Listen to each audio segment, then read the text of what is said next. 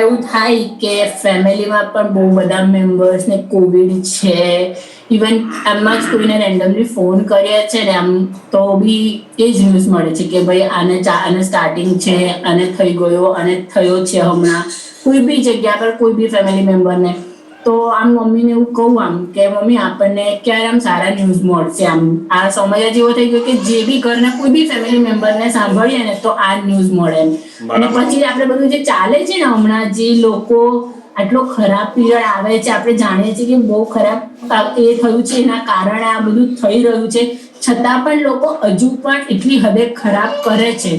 મતલબ જે આપણે સાંભળીએ છીએ કે અમુક વાર ન્યૂઝમાં કે કોઈ બી થ્રુ કે કોઈ હોસ્પિટલમાં હતું એના પાસેથી પણ સાંભળ્યું કે આવું આવું કર્યું. તો એ સમયે મને એવું થાય, હું મમ્મીને પૂછું રોજ કે આ ક્યાં જઈને અટકશે.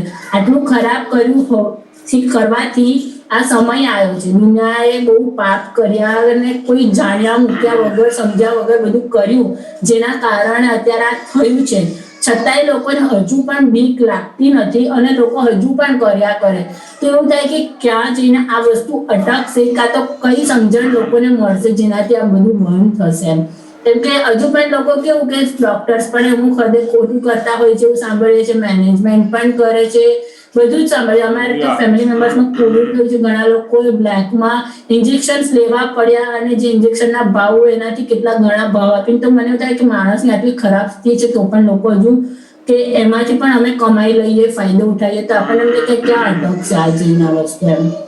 એટલે આમાં તો કેવું છે કે આપણે સામાન્યપણે બહુ ઊંડા ન્યૂઝ જોવામાં કે બધી કોઈ વાત જોવામાં બહુ પડવું જ નહીં. પહેલા તો જેટલા બી ફેમિલી મેમ્બર્સને હમણાં ફોન કરીએ ને આપણે કોઈ દિન એમ જ રહેતા તો પણ દરેકની જોડે આ જ વસ્તુ હોય, અને કેવું ખોટું થયું હોય એવું પણ જાતો. મને એવું થાય કે દુનિયાને કોઈ જાતનો હજુ ડર જ નથી. એમ આપણને કેવું આમ થાય છે કે આપણે એ કરીએ આમ, પણ હજુ કોઈને ડર જ નથી. તો આપણને હજુ વિસ્ફોટ થશે મોટો, પછી દુનિયાને સમજ પડશે મારાથી મોટો એમ. જે જીવો અંડર ડેવલપ છે એને બિલકુલ એ ભય લાગે નહીં એને તો, કારણ કે એની પાસે ડેવલપમેન્ટ જ નથી કે એને ભયની જાગૃતિ ઉત્પન્ન થાય.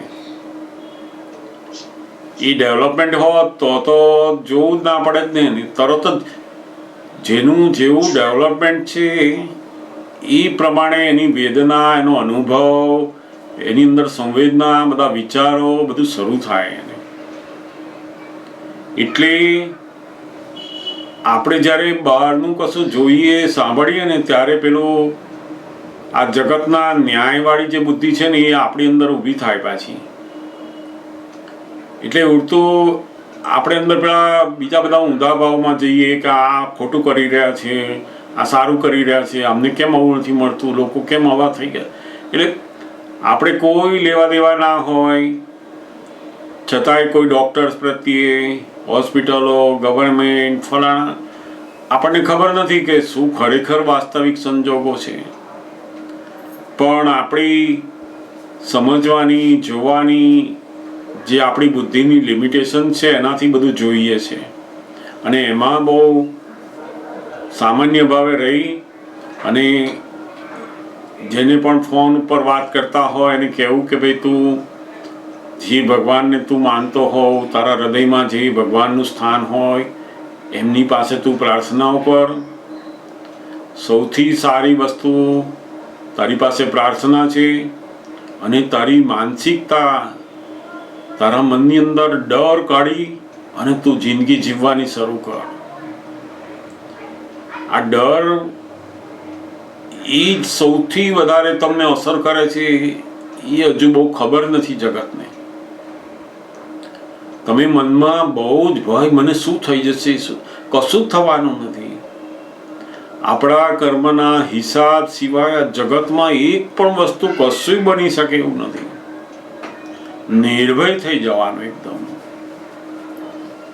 કંઈ થવાનું નથી એમાં.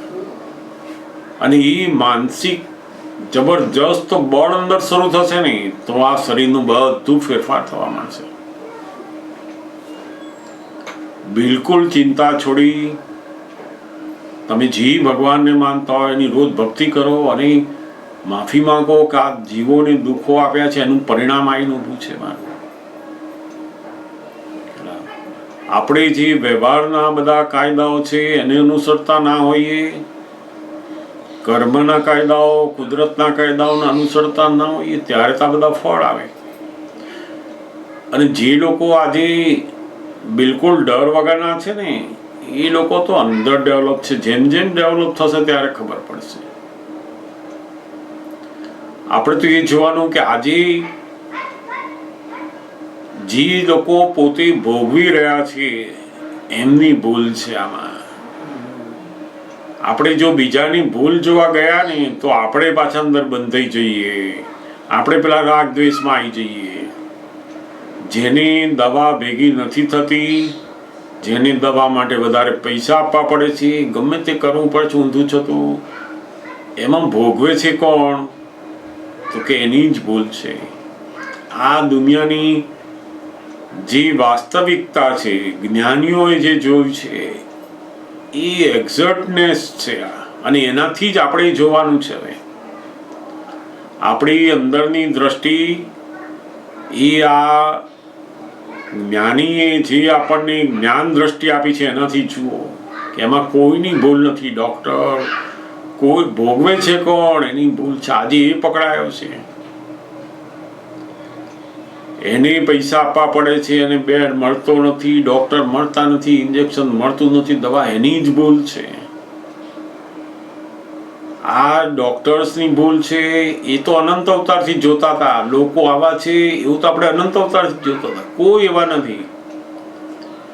આ જે ભોગવી રહ્યા છે એમની જબરજસ્ત ભૂલ આજે હાથમાં આવી રહી છે કુદરતની અંદર. એટલે આપણે અંદર આ જે વાસ્તવિક દ્રષ્ટિ છે એનાથી જોઈ અને આપણે વ્યવહારમાં જેની સાથે વાત કરતા હોય એને એકદમ સાંત્વન આપીએ. એવું લાગે તો બહુ નજીક ના હોય તો આપણે કહીએ કે હું તમને 5 વાર ત્રિમંત્રો બોલાવું, આપણે સાથે બોલો મારી સાથે, હું તમને એક પ્રાર્થના બોલાવું કહીએ. શુદ્ધાત્મા પ્રત્યેની પ્રાર્થના છે, ત્રિમંત્ર છે, એને બોલાવવાનો બહુ જ કામ કરશે. દાદા ભગવાન કહેતા ને કે આપણા જે મહાત્માઓ છે જેની હું શુદ્ધાત્મા છું એવું ભાન થયેલું છે, એવા લોકો શુદ્ધ ઉપયોગપૂર્વક જે પ્રાર્થના બોલે એ આખા બ્રહ્માંડની અંદર એટલા બધા શક્તિશાળી પરમાણુ છે ના કે 1,00,000 માણસ બહાર જે પ્રાર્થના કરે એટલી આપણા એક મહાત્માની અસર થાય છે. એટલે બહુ જ આપણા માટે જેટલા પોઝિટિવ આપણા વિચારો, આપણી વાણી અને પ્રાર્થનાઓ એ આ વિશ્વના કલ્યાણ માટે બહુ જ અદ્ભુત કામ કરશે. એટલે અંદર એવું નહીં કે આ લોકો બધું ખોટું કરી રહ્યા છે, હજુ ખોટું કરે. કોઈ ખોટું કરતો જ નથી. એ તો વ્યવહારની દ્રષ્ટિ છે બધી, કે આ ખોટા છે ને આ સાચા છે. એ દ્રષ્ટિથી તો આપણે ઉડતા બંધાતા હતા, નહીં લેવા નહીં દેવા. પણ આ જે જગતની જે દ્રષ્ટિ છે, રોંગ દ્રષ્ટિ, એનાથી તો આપણે પાછા બંધાતા હતા. આપણે અંદર રાગ દ્વેષ ઊભા થઈ જાય. અત્યારના ડોક્ટરો આવા છે, ફલાણા આવા છે, લોકો કેવા છે. આવા સમયની અંદર પણ આવા બધા કાળા બજાર કરે છે, ભ્રષ્ટાચાર કરે છે. આટલી વસ્તુ હોવા છતાં એવું માનતા નથી. આપણે દ્વેષ કરવાની બિલકુલ જરૂર નથી. આપણે બિલકુલ એ દ્રષ્ટિથી જોવું નથી. આપણે હવે જગતની જ્ઞાનીઓએ જે દ્રષ્ટિથી જોયું છે, સમજ્યું છે ને એવું જોવાનું અને એવું મૂકી દેવાનું. નહીં તો પેલી અનાદિની જે આદત છે ને એ પાછી આપણને અંદર ઊભી થાય પાછી, અને એમાં પછી રાગ દ્વેષમાં આપણે પાછા આપણે નહીં લેવા દેવા ને આપણે એમાં પડીએ. આપણું કામ જ્ઞાનીની દ્રષ્ટિથી જગતને જોવાનું અને જોડે જોડે આપણું કામ છે કે પ્રાર્થના કરવાનું. મહાત્માઓએ તો જ્યારે જ્યારે પોતાનો સમય મળે ત્યારે સરસ એવા શુદ્ધ ઉપયોગની પ્રાર્થના કરીએ. આપણે શુદ્ધાત્મા રહી અને બોલ્યા તો ગજબનું કામ થઈ રહ્યું છે. બહુ જ ઇન્ડિયાની અંદર એક બહુ મોટી રિસર્ચ કરનારી, આધ્યાત્મિક બધા રિસર્ચ કરનારી એક ટીમ હતી, અને એ લોકો આપણા જે વાણીના સ્પંદનો છે એના અંદર કેટલા પોઝિટિવિટી છે એનું શોધવા માટેનું એક યંત્ર હતું એમની પાસે. એક વખત બહુ જ કીર્તન ભક્તિ અને ત્રિમંત્ર બોલવાનો સમય હતો, ત્યાં એ લોકો આવેલા. કોકે વાત કરી હશે એમને, એ લોકો આખી એમની ટીમ ત્યાં આવેલી, અને એ લોકો બધા સાધન લઈને બેઠા, અને પછી જેવા ત્રિમંત્ર બોલાવવાની શરૂઆત કરીને એમણે આખું વાતાવરણ જે જોયું અને એની પોઝિટિવિટી જોઈ, તો એમણે કહ્યું કે દુનિયામાં અત્યાર સુધી આધ્યાત્મિક ક્ષેત્રની અંદર પણ સૌથી ટોપ ઉપરનું પોઝિટિવિટી એનું વાતાવરણ અહીંયા થયેલું તમારી પાસે. એ લોકો એ વખતે જોઈને કહેલું, ઓહો, આ એવું કેવું મંત્ર છે, આ તો બહુ જ આશ્ચર્ય એમને લાગેલું. અને દાદા ભગવાનના અસીમ જય જયકારની તો વાત જ શું પૂછવી. એટલે બહુ આપણે તો આ દુનિયાના દુઃખો, લોકોના દુઃખો બધું જોઈએ તો ચેતવાનો સમય કે કામ કાઢી લેવાનો સમય, આ બધા મોહની અંદરથી બહાર નીકળવાનો સમય થયો. એટલે દાદા ભગવાન ઘણી વખત ને કે આ ક્ષેત્ર આખું હવે એવા કાળની અંદર આવી રહ્યું છે કે જે દુઃખો માન્યામાં ના આવે એવા દુઃખો આયા જ કરવાના અહીંયા. હવે આપણે એવા ક્ષેત્રની અંદર પહોંચી જાવ જ્યાં દુઃખમાંથી મુક્ત થઈ જવાય. એટલે બરાબર બને તેટલું આપણે હવે દાદાના જ્ઞાનનો સદુપયોગ, આજ્ઞાનું વિધિઓ બધી બોલીએ, પદો કહીએ. અને સરસ સમય છે, ઘરમાં બેઠા છે આપણે, તો આપણે શું કરવાનું છે? હું ઘરમાં છું. હવે શુદ્ધાત્મામાં બેસવાનો સમય સરસ ઉડતો. બહારની ફાઇલો બધી ઓછી થઈ ઉડતી, કોઈ મળવાય ના, કશું નહીં. એ બહુ ઉપયોગી જ ઉડતું. તો કામ કરો આપણું, રોજ છે પ્રતિક્રમણ કરો, બધા કલાક પ્રતિક્રમણ કરો.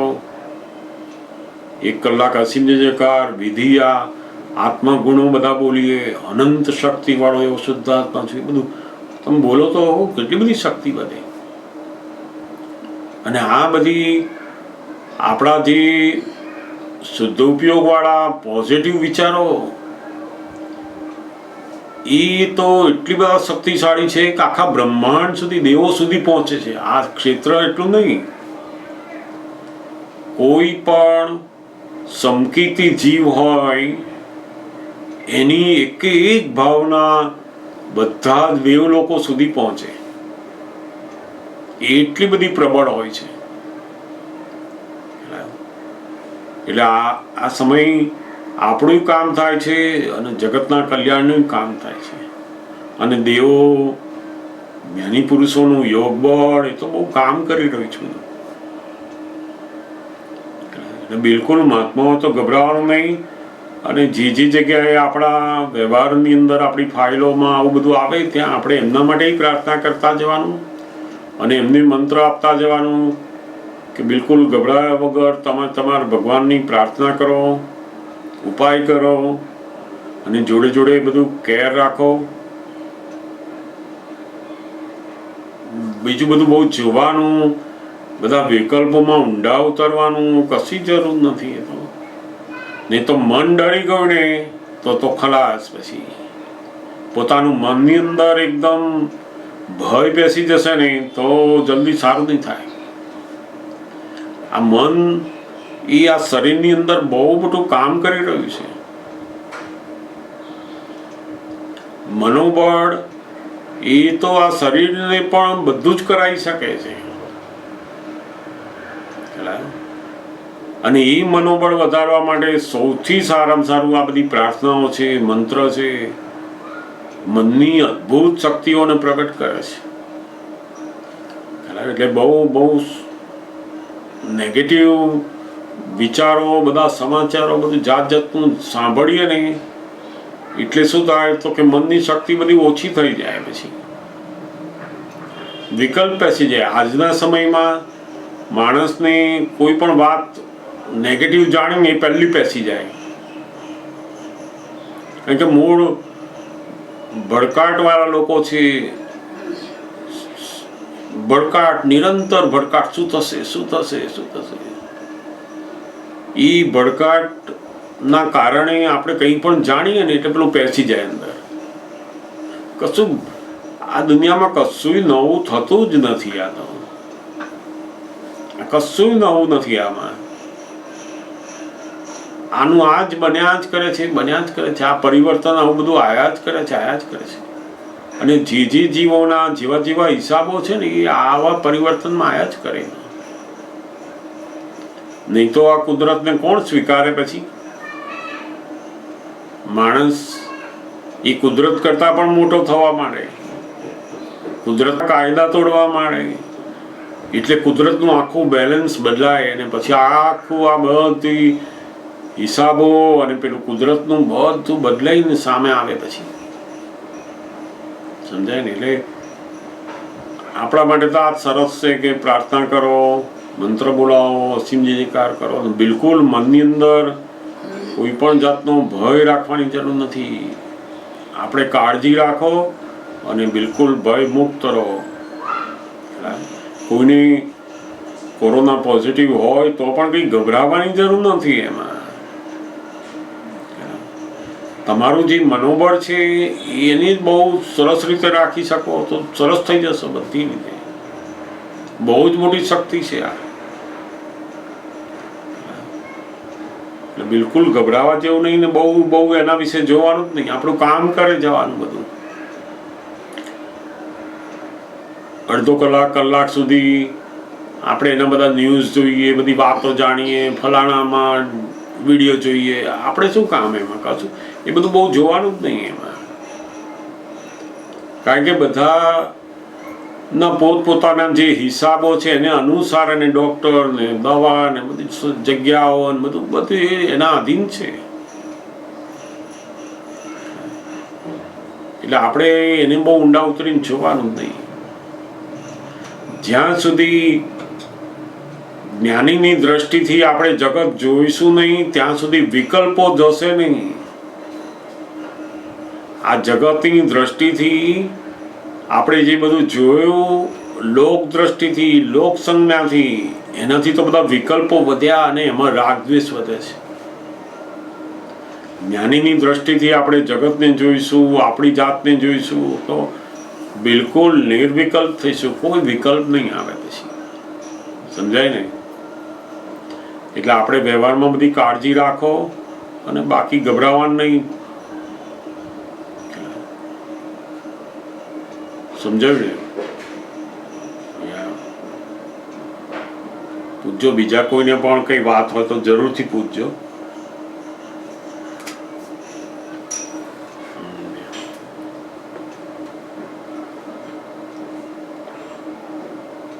આ જરૂર પૂછો.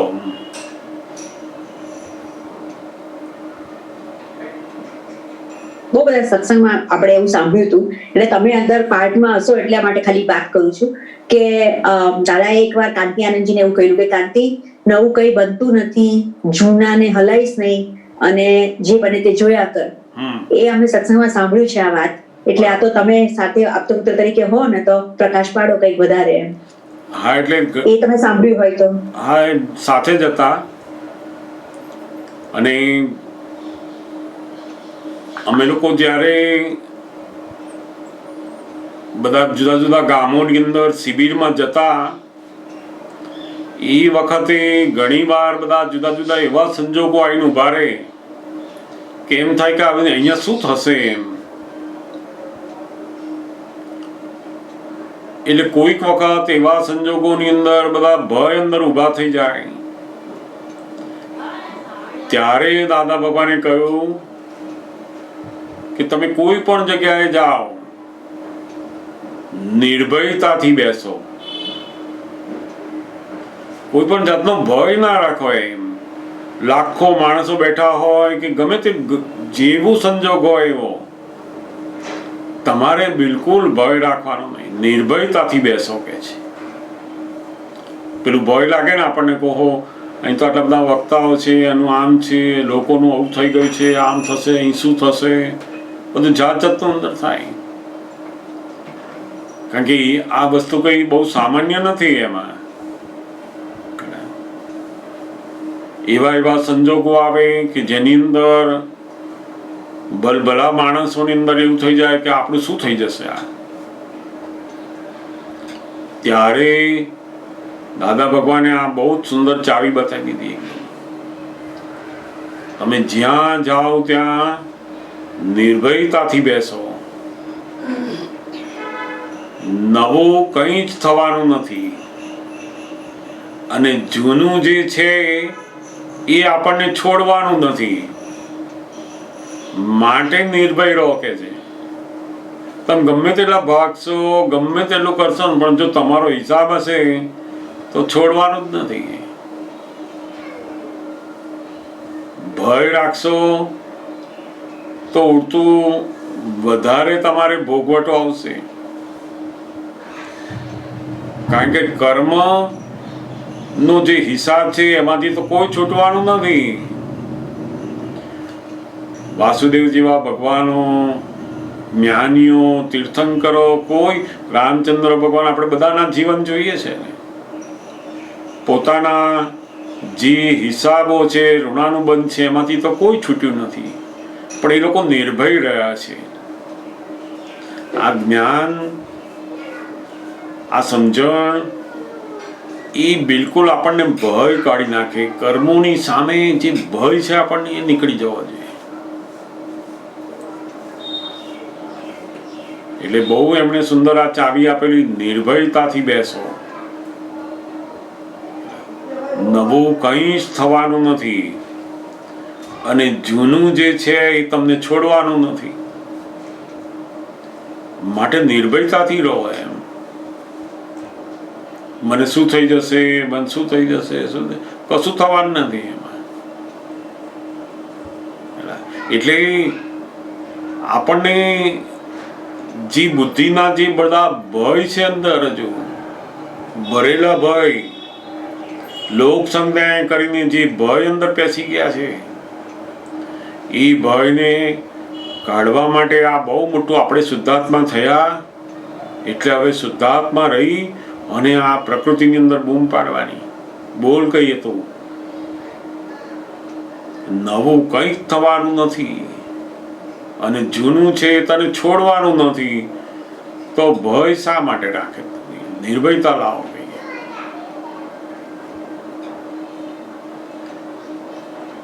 પોતાનું જો મન એટલું બધું મજબૂત થાય ને, તો એ નિર્ભયતા જ એનું બહુ મોટું કામ કરી નાખે છે. મોટા ભયંકરમાં ભયંકર કર્મોને પણ ભસ્મીભૂત કરી શકે છે. મનની અંદર નિર્ભયતા આપવી જોઈએ નહીં.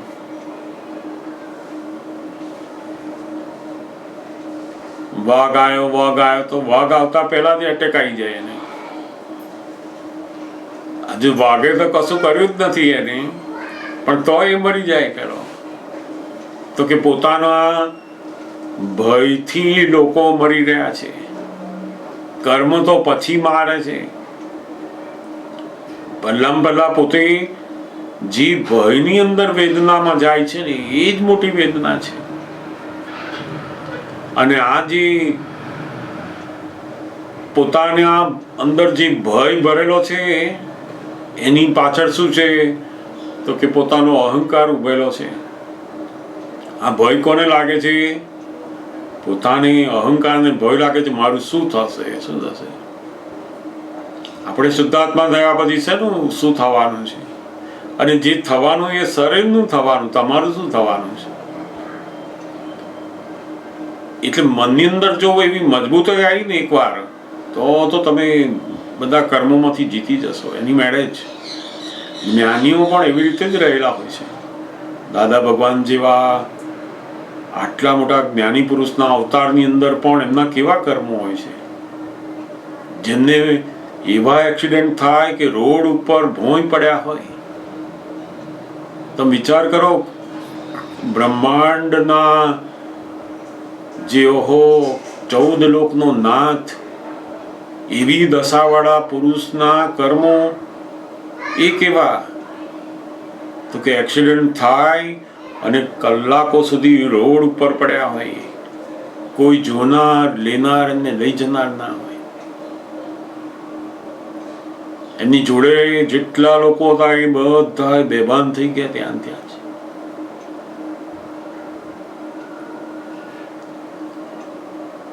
એવા કર્મોના ઉદયની અંદર પણ જ્ઞાની એટલા બધા મનના મજબૂત હોય ને કે આ દેહથી એટલા બધા જુદા રહેતા હોય,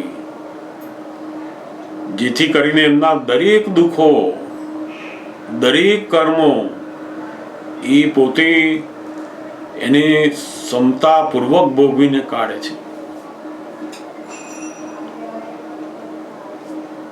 આ ક્ષમતા અંદર રાખવી એ જ બહુ મોટી વસ્તુ છે.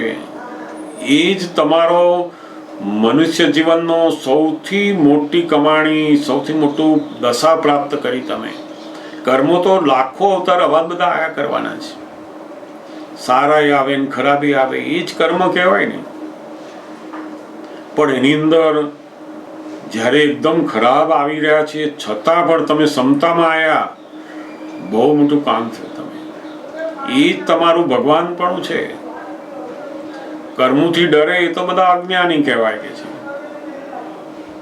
જ્ઞાનીઓ કર્મોથી ના ડરે. એ તો કર્મને કે વેલકમ કે છે.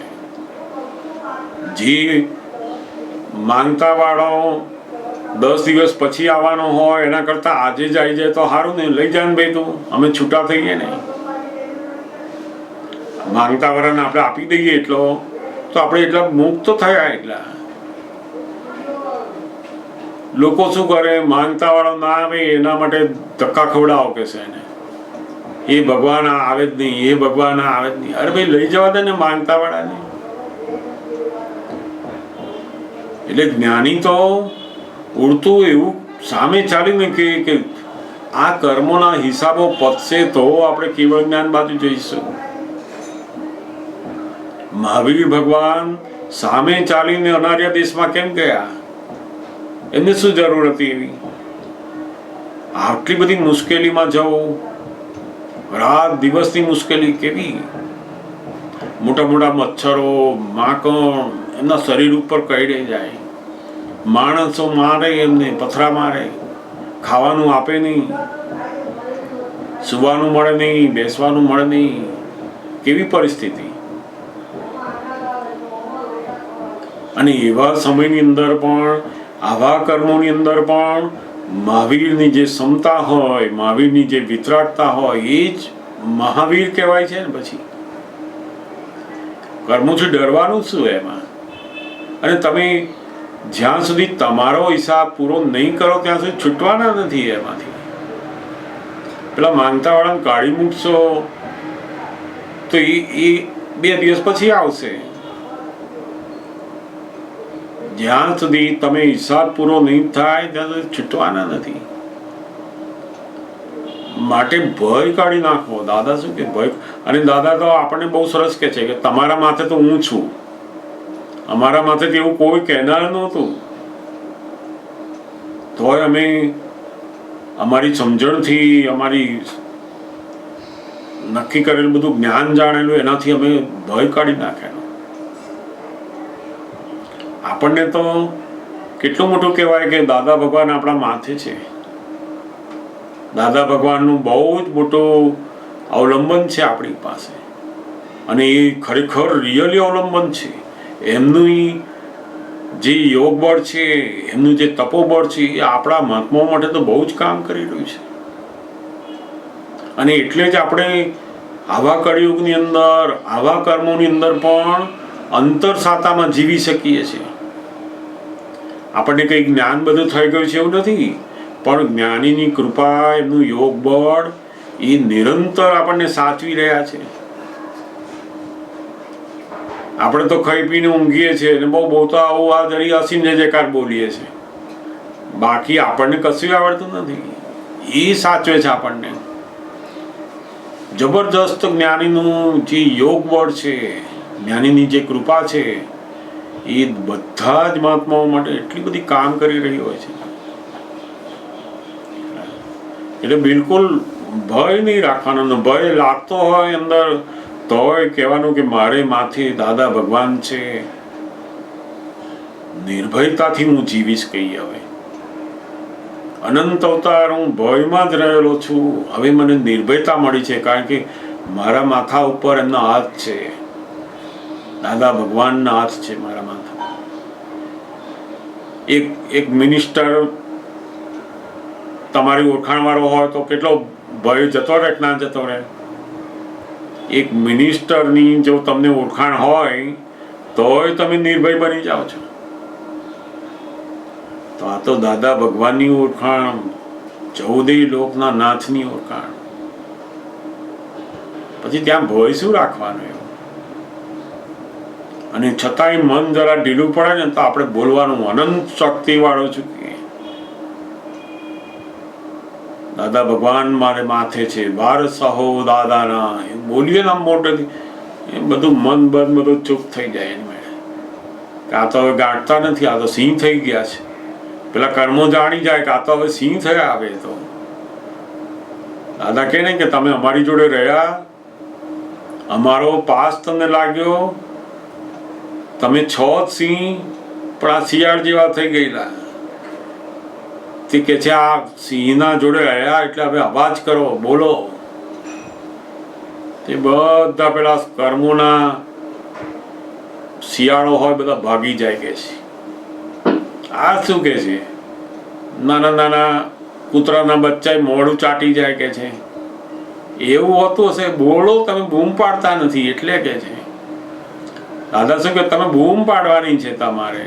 હું જે બતાવું છું રીત, તમે બૂમ પાડો, જુઓ પછી કે છે તમને અનુભવ થશે. બૂમ પાડો એની સામે કરો કે શું કરી શકે એમ બૂમ પાડો કે છે. જુઓ એની મહેનત જતું રહેશે બધું. ને અમે તો આવું પછી ધીમે ધીમે જે બધા ભય લાગતા હતા ને ધીમે ધીમે એવા ઓછા થઈ ગયા. ને અમારું કામ થતું એ જે બતાવે ને એવું કરે જ જવાનું. એમણે કહ્યું કે નિર્ભયતાથી બેસો એટલે પછી શરૂ કરી દેવાનું. એ જાણે બધું, અને એ અનુભવ થતા થતા એવું સરસ થતું જાય. ઘણા બધા જાત જાતના કર્મના એવા એવા સંજોગોમાંથી અમે લોકો પણ પસાર થતા હોઈએ, અને એની અંદર પણ પેલો જે ભય પહેલા લાગતો હતો એ બધો ખલાસ થઈ જાય. એ અનુભવાય ત્યારે ખબર પડે ના પડે. ઓ ગજબ છે એનું,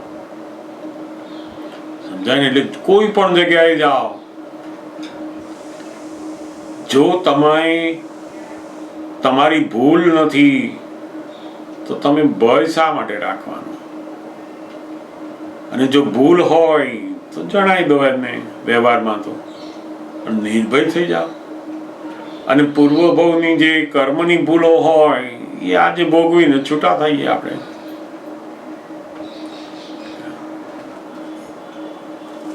જેટલા કર્મના હિસાબો આ અવતારમાં ભોગવી નાખ્યા એ તો મુક્ત થયા એનાથી. પેન્ડિંગ રાખીને શું કરવાનું? લઈ જા ભાઈ, કે તું જેટલા ઉધાર વાળા લેવા આવે લઈ જા, પેમેન્ટ આપી દો બધાને, છૂટા કરો, મુક્ત થાઓ. કઈ લેવા આવ્યો, મને કેમ લેવા આવ્યો? હું મુક્ત થવાનો છું. એને જો પેમેન્ટ આપી દઈશ, આ ઉઘરાણી પતાવી દઈશ તો મુક્ત થઈશ એમાંથી. એ મુક્ત થવાનો આનંદ લેવાનો છે. કઈથી આવ્યો લેવા? મને આવું કેમ દુઃખ આવ્યું? આપણને દુઃખ શેનું આવે? કર્મનો હિસાબ એ દુઃખ નથી, એ તો આપણી ફાઇલ નંબર 1 નું દુઃખ કહેવાય. એ હિસાબો બધા એના કહેવાય. એમાં દુઃખ બિલકુલ નથી. આપણને દુઃખ હોય જ નહીં. મહાત્માનું દુઃખ જ નથી. આ તો તપ છે. આપણી ફાઇલ નંબર 1 ની જે થાય અને આપણે શુદ્ધાત્મા રહીને જોવું, એ તો બહુ મોટું તપસ્યા છે આ. અને એ તપ આવે ત્યારે સરસ ઉડતું. એ તપમાં તપવા દેવાનું, બધો મોહ ઓગળે બધો આમાંથી, એને તપવા દેવાનું છે. મને દુઃખ આવ્યું, મને કેમ આવ્યું, આપણને આવ્યું જ નથી આ. એટલે જેમ જેમ આ બધી સમજ આવતી જશે ને એમ બહુ જ નિર્ભયતા અંદર શરૂ થશે. આત્મજ્ઞાન, જ્ઞાન જાણ્યું એનું શું પરિણામ? નિર્ભયતા, અસંગતા, એ બધા ગુણો આપણી અંદર પ્રગટ થાય. અને જો એ નથી થતા તો સમજવામાં કચાશ છે આપણી. નિર્ભયતા આવતી જાય. 100% ના આવે પણ 25%, 30%, 40% તો થાય ને. 6 ને 100% નથી આવી પણ આટલી શરૂ થઈ તો એની મેળે જ આવશે પછી.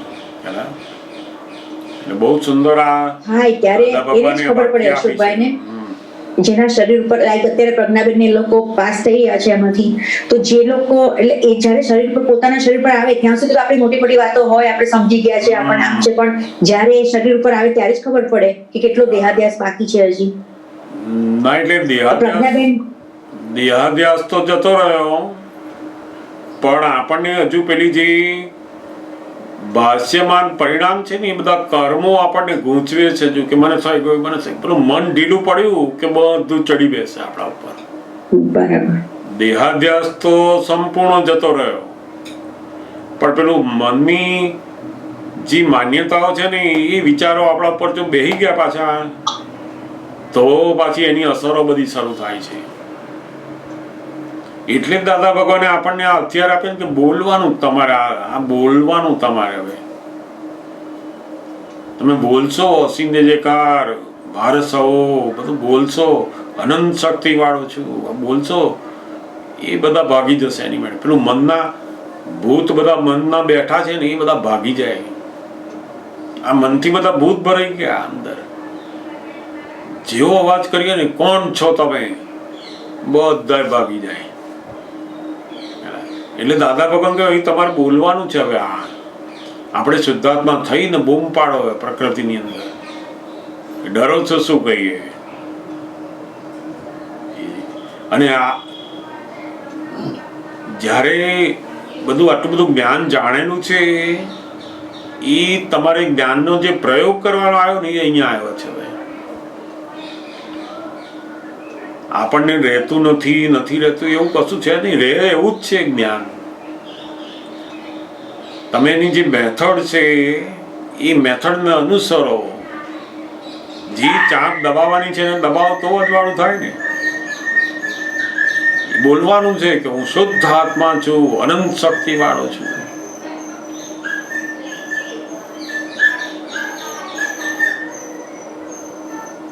અરીસાનો પ્રયોગ બતાવ્યો, કેવો બધા સરસ સરસ પ્રયોગ. જઈને ઉભા રહો, બોલો, એમ કહો હું જુદો છું, તમે જુદા છો કહીએ. મને કંઈ જ થયું નથી કહીએ, હું તો શુદ્ધ આત્મા છું કહીએ.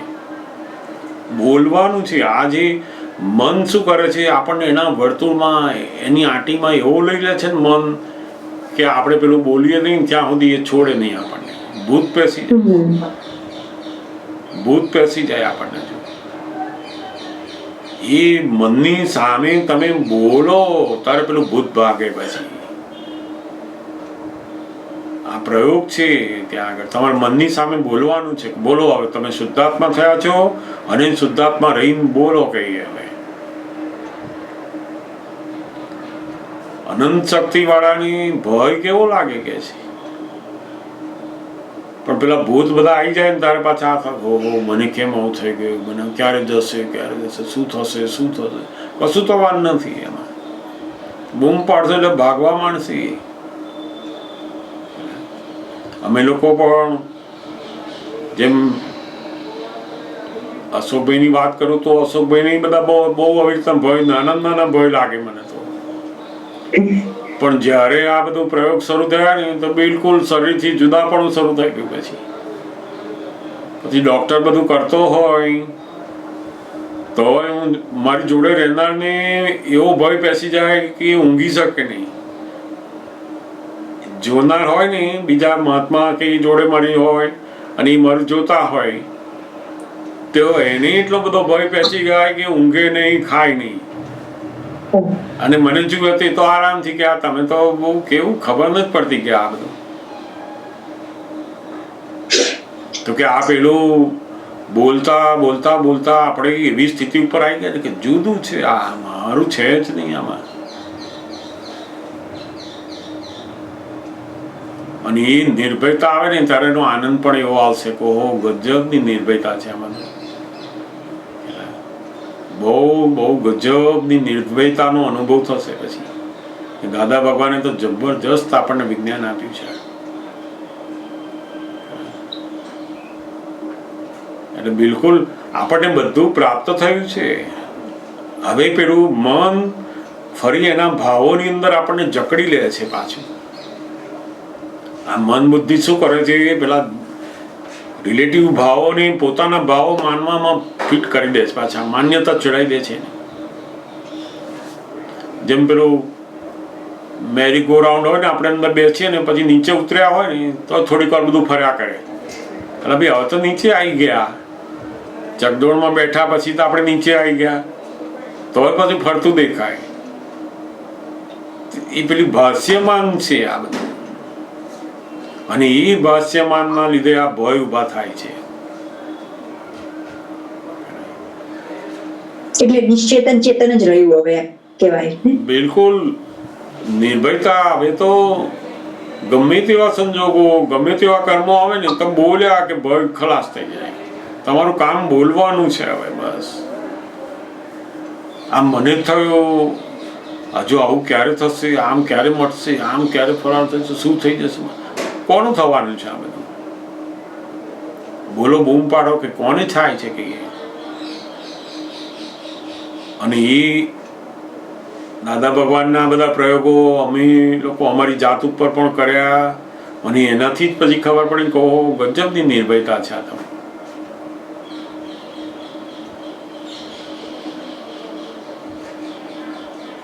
એવી આમ ખુલ્લી જગ્યામાં જઈને મોટેથી બોલવાનું. જેમ સિંહ કેવી ત્રાળ પાડે એવું જો એકવાર મોટેથી જઈને બોલો. અને જો એકવાર બોલ્યા ને તો આ કેવું છે કે જેમ પેલું નાળિયેર હોય ને, આપણે ભગવાન આગળ માતાજી પાસે એને વધેરવું હોય તો કેવી રીતે વધેરાય? આમાં હાથ ફેરવીએ તો વધેરાય ખરું ભાઈ? આમ બેઠા બેઠા હાથ ફેરવ જે કલાક જાય તો કશું ના થાય. એ તો પછાડવું પડે, જોરથી લઈને પછાડવાનું. એવું તે આ પછાડી પછી જુદું પડી જાય એની મેળે. એવું આને પણ આપણે હાથ ફેરવ કરીએ ને તે કશું થાય નહીં. એવી રીતના એને લઈને પછાડો કે તું જુદો ને હું જુદો, એમાં તું શેની પોક મૂકવાની કઈ. એક વાર એવું પછાડ્યું ને તમે તો જબરજસ્ત અંદર અનુભવ થશે દાદા કે.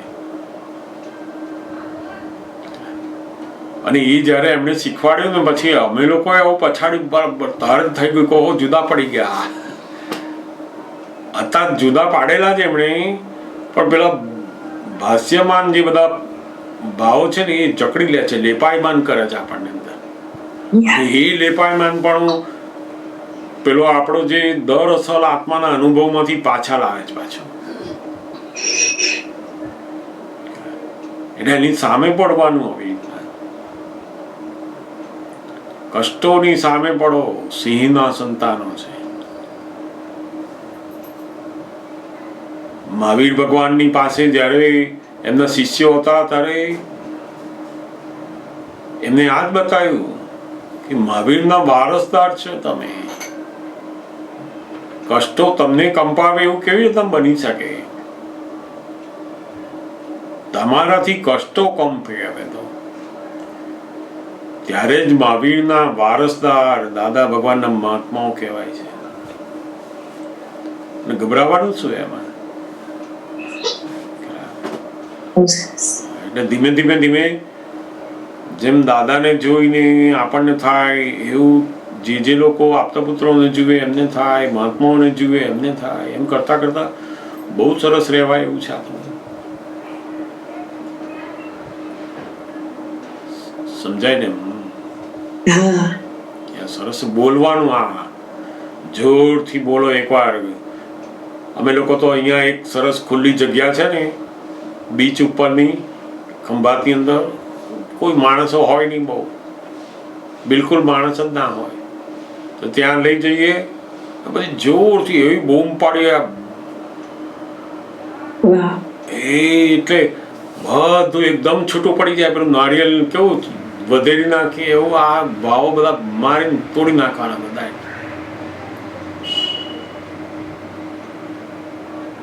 દાદા કે ને સિંહ અને સિંહ નું બચ્ચું એક જ કહેવાય. તો બચ્ચું હોય પણ ત્રાળ પાડે તો એવી સિંહ જેવી જ પાડવી જોઈએ. દાદા ભગવાન મળ્યા એટલે સિંહ, અને મહાત્માઓ બધા સિંહના બચ્ચા કહેવાય.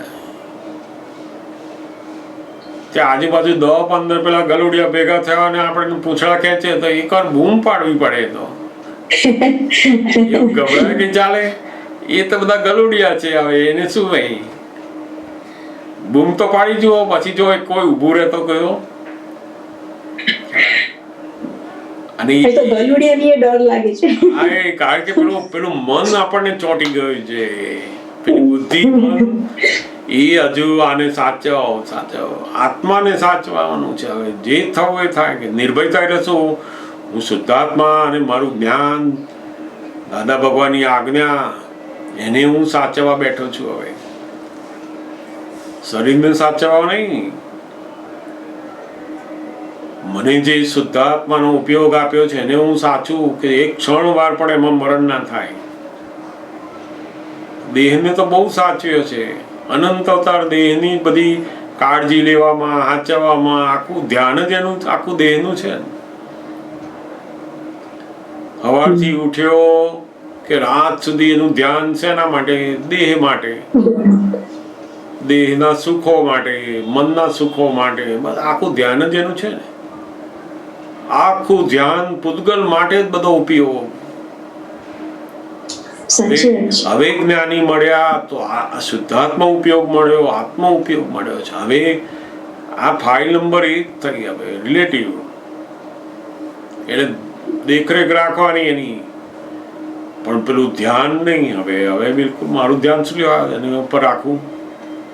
અને તમે નહીં રાખો ને તો બહુ સરસ મળશે. આ તો વધારે પડતું ધ્યાન રાખીએ છે ને તો બગડે છે બધું. જેટલા કુદરતની અંદર તમે અસહજ થાવ છો ત્યાં તમે આ કર્મના બધા ભોગવટા ઉડતા વધારે આવે.